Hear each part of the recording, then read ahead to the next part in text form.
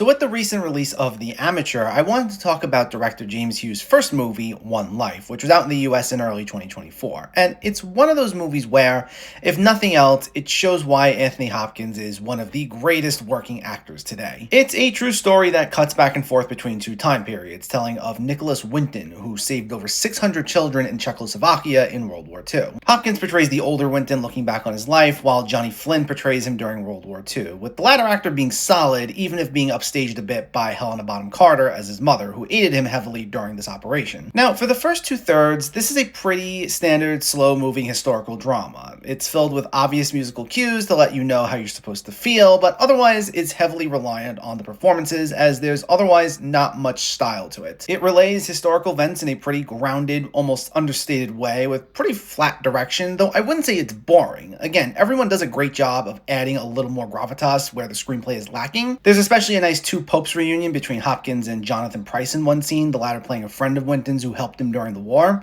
I'd say this really packs a punch, though, when it gets to the final act, where it stays with the elderly Winton and his efforts are brought more into the public eye. It's in here where Hopkins really gets to shine, mainly through being able to carry so much emotion in moments where he doesn't even utter a word. This last 30 minutes or so really elevates the entire movie, and it allows it to end on such a high note. It still has a little of that typical inspirational true story feel to it, but because of just how much emotional weight Hopkins carries through all this, you barely even care. I'd say this doesn't cause the film to suddenly become like one of the best of the year or anything, but getting to that finale really makes the whole experience for just how well done it was. And again, it just goes to show how incredible of a performer Anthony Hopkins truly is.